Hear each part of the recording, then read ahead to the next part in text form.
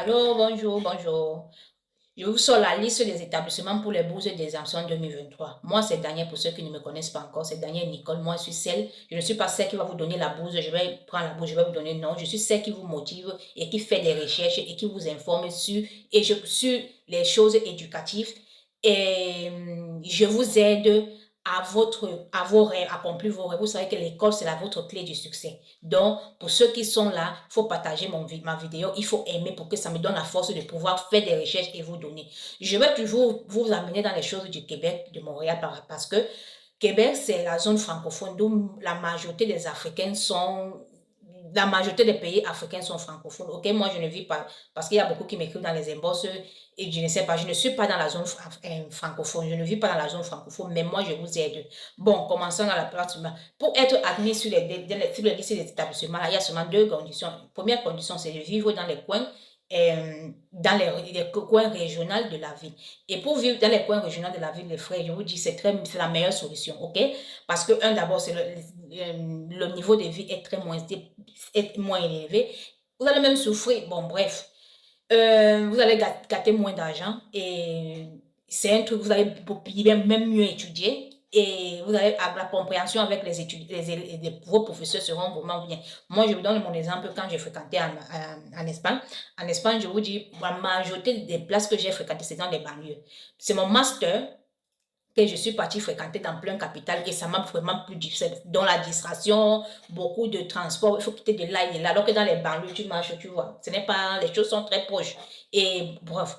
Et la deuxième condition, c'est qu'il faut avoir une lettre d'admission dans le secteur spécifique qui veut dire que dans cette école, quand ils donnent la bourse là, la bourse d'exemption, pardon, je vais vous expliquer. La bourse d'exemption, ça signifie que je reviens d'abord. La bourse d'exemption, ça signifie que l'école sera gratuite, ok? Et vous savez, la bourse d'exemption 2023, l'école commence, la prochaine rentrée scolaire, ça commence en septembre 2023. Donc, ça veut dire qu'en août déjà, vous devez déjà avoir vous devez déjà avoir votre lettre d'admission.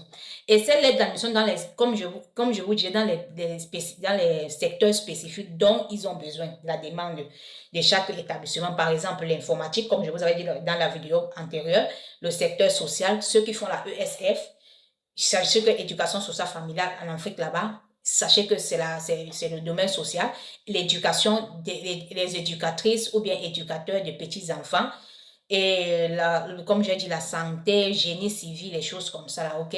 Je vais vous passer, à la fin de la vidéo, je vais vous mettre les études comparatives, ok? De l'école. Vous savez que l'école anglophone et l'école francophone, c'est différent. Le Canada, hein, le Québec, en bref, en général, le Canada, hein, ils ont un peu un système anglophone, même s'ils parlent le français dans la zone Québec, mais ils ont le système anglophone dans la prononciation des choses, des prononciations, par exemple le BPC, non pas le BPC, ou bien des instituts, les collèges ou les quoi, eux, ils vont appeler ça, le collège, ils vont appeler ça le cégep. Ouais, le cégep. Et l'école primaire, ils vont appeler ça le collège. Donc, c'est un peu à l'envers. Donc, je vais vous mettre dans la fin de la vidéo les études comparatives à celles de l'Afrique, ok? Les études comparatives du Canada à celles de l'Afrique, vous allez le voir. Et aussi, je vais aussi vous mettre la page du gouvernement, là où j'ai fait la recherche pour vous aider à accomplir à vos rêves. Je vais vous le montrer, vous allez le lire à la fin de la vidéo. Comme je vous ai dit, vous savez, l'école, moi, ma passion, c'est l'école. J'aime les gens qui fréquentent. À cela, sachez que ne me posez plus les questions dans les inbox. L'école, comme vous voyez là, c'est l'âge, c'est de 16 ans à XA. Si tu as 60 ans, que ton cerveau voit que tu peux réfléchir, ah, c'est de bon, non, tu pars à l'école. Quand on dit c'est 16 ans, il y a un peu les complications parce qu'on va te demander le tuteur, il faut que tu donnes montres beaucoup d'argent pour la subsistance, des choses comme ça, donc c'est un peu difficile. Mais 18 ans, franchement, c'est l'âge vraiment approprié. Mais ils ont dit de 16 ans à XA, donc 20 ans, 18 ans, 60 ans, 70 ans. Vous savez qu'en Occident, l'école n'a pas d'âge. Donc, si c'est un moyen. Et aussi, l'autre machin que je vais vous dire, vous saviez que dans les Occidents, c'est que tous les étudiants ont droit à travailler. Et ont droit à un permis de travail. Et depuis ces 2 ans aujourd'hui, les étudiants on doit à 30 heures de travail. On avait augmenté. Avant, c'était 20 heures seulement. Les étudiants, les collégiens, on doit, quand on te donne le permis de travail pour venir, tu donnes le permis d'études, on te donne une fois avec le permis de travail depuis l'aéroport. Quand tu es à l'aéroport, là, tu descends, là, on te donne ça une fois. Donc, maintenant, tu peux travailler 30 heures de temps. Vous comprenez? Et si tu es marié, ou bien tu as un conjoint, c'est pas obligé d'être marié officiellement, ok? Si tu as un copain, tu vas seulement démontrer que tu vis avec lui. Bon, bon, bref. Si tu as un copain, un conjoint, ton conjoint a aussi le droit d'avoir un permis de travail. Lui, il peut travailler, ou bien elle peut travailler. Si tu es un homme, tu fais venir ta femme va travailler à temps plein et son permis sera ouvert, ok? Et là-bas, c'est une autre vidéo, c'est une autre chose. Donc, ça veut dire que maintenant, au Canada, depuis 2 ans, on changé. C'est que si tu as un permis de travail, tu peux venir, toi et ton conjoint, et vous deux, on vous donne le permis de travail. L'histoire là. Vous savez, bon, passons à nos moutons. Ma plus grande préoccupation sur vous, c'est que vous saviez, ma plus grande préoccupation, c'est que je veux votre futur. Et je sais que vous, certaines personnes, beaucoup aimeront l'école. L'école, c'est la clé du succès. À cela, j'ai été en contact avec, excusez-moi, c'est la grippe, hein, les narines me demandent. J'ai été en contact avec une sœur qui veut vouloir nous aider avec une formation.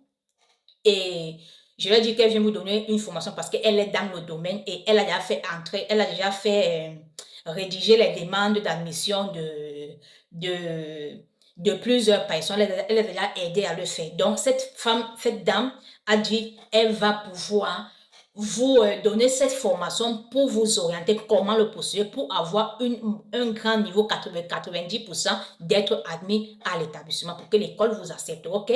À cela, je vais vous donner la date précise, je vais vous donner la date, ok, ultérieure.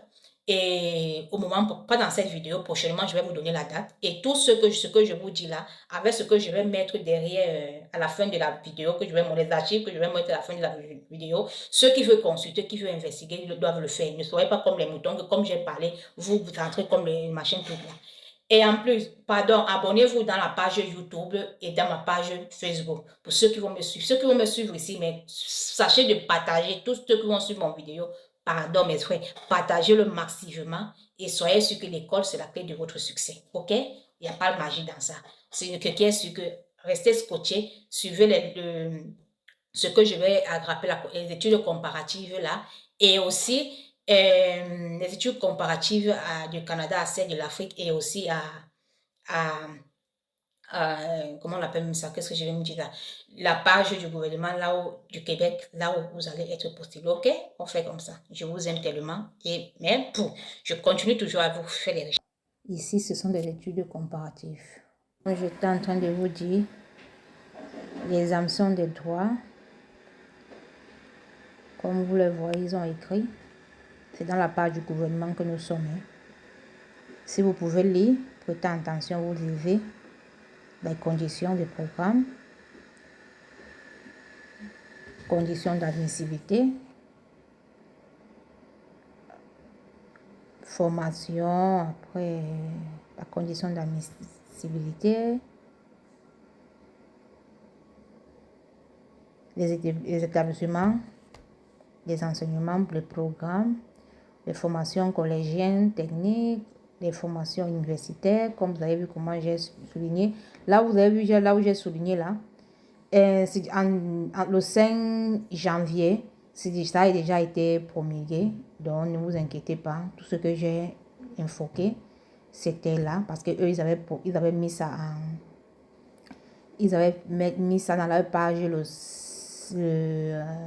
le 7 décembre, vous voyez. Et maintenant le 7 décembre 2022 qu'ils avaient mis. Maintenant, j'ai encore revu le 5 janvier et tout a été modifié. Donc, comme je vous dis, des fois, je prépare les vidéos à l'avance et je le lance seulement, comme vous avez constaté. Voilà les établissements. Je vous ai dit que c'est tellement beaucoup. Comme vous ai dit que c'est beaucoup, beaucoup, beaucoup, beaucoup. Donc, je peux dire beaucoup ont des possibilités. C'est beaucoup d'établissements. Beaucoup même. Voilà les collèges privés, mais vous n'allez rien payer. C'est le gouvernement qui s'en charge parce qu'ils ont beaucoup besoin de la main d'œuvre et aussi ils vous donnent l'opportunité d'étudier. Comme vous avez vu,